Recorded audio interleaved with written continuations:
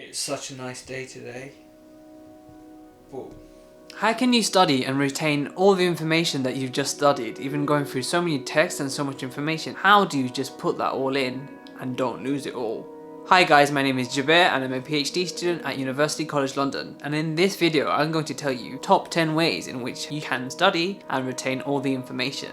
Number 1 is test yourself. You might have heard this so many times now. Testing is an essential part of learning. If you don't test yourself, you don't know what progress you've made at any given point. There's no point in finding out that you haven't really learned anything during the actual examination, where you're just going to sit there and cry your eyes out. Testing is therefore very important. It allows you to make progress measurements of the stuff you've learned. For example, if you're learning about the cardiovascular system, you want to learn one part of the cardiovascular system, take a break and then test yourself. What have I actually learned? Am I able to write this on paper and explain what I've just learned about the cardiovascular system, explain how the aorta works or how the valves of the tricuspid and bicuspid valves work? Am I able to test myself?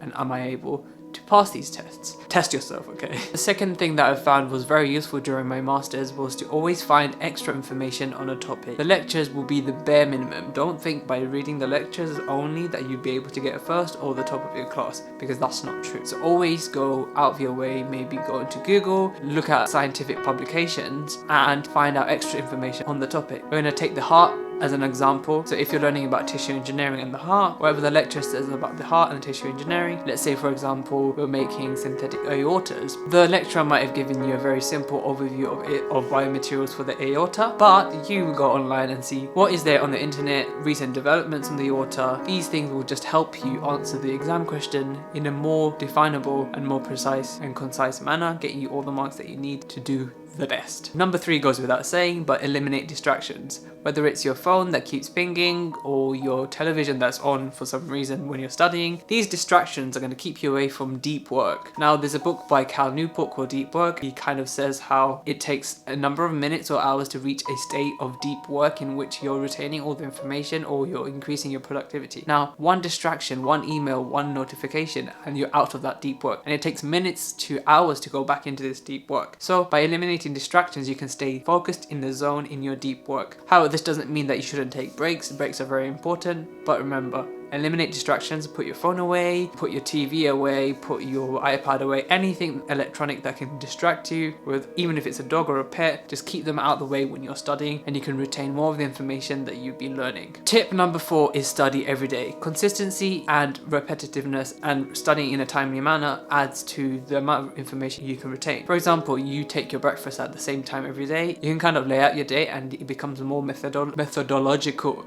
Your day becomes just more congruent. Okay, if you do stuff every day, have routines. So studying every day is a very good thing. Not only does it get you into a habit of studying every day, it adds to the hours of study you have overall, but studying every day gives you that routine to retain information. And if you miss out one day, you'll feel bad, so it kind of encourages you to study more. Number 5 is sleep well and take regular breaks. So sleeping is very important in terms of energy conservation, preservation, all sorts of things. You can see any studies on sleep. Sleep is very important in developing the mind, which is a muscle, the muscle like the biceps, everything. Sleep is very important, and get breaks. So some people can study 8 hours a day. They say this, but how long can they do this indefinitely? Probably not, and eventually you might actually go through burnout where you just burnt yourself out and you can't study anymore. So in order to avoid this, make sure you sleep well and take some breaks during study, and try not to take a lot of breaks because that itself is distraction and will take you out of the deep work zone. Number 6 is go through past papers. Past papers are there for you to see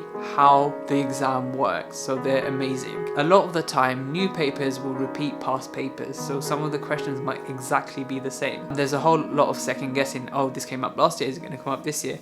Don't think of it like that. Past papers are extra topics for you to revise, and it gives you a layer of how the exam is going to be. They are your key to being successful, key to being top of the class, and key to getting that first that you deserve and you want. Number 7, one of the best tips I've learned from my masters is overlearn everything, which means learn more points than you think. So for example, for each practice question you might want to give 20 answers instead of the 5 needed to get full marks. This is because if you overlearn, you can always forget some parts, but eventually you'd be giving more key points than is necessary to get full marks, but at least you haven't missed any. It's better to give more of an answer than less of an answer, because this is going to help you get all the marks. And remember, some markers are harsher than others. They may require subconsciously more key points in order to earn the top marks. So it's always to give more than less. So always overlearn every point. This might be hard in practice, but if you've gone through some of my other key points, studying every day, this becomes easier and easier. Number 8 is take notes over and over again. So one of the ways that you can learn and retain information is by writing with your hand. So the way I did it was during lectures, I wrote the notes by hand and then I went home and transferred this onto a computer. This is note taking more than one. Every time I made the transition from one type of note to another, it just ingrained inside my head the information, and it was just so much easier. Not only did I have the information in my head, but I know I had it in at least 2 other places. So I can always use that other note form as a part of my brain, as in I know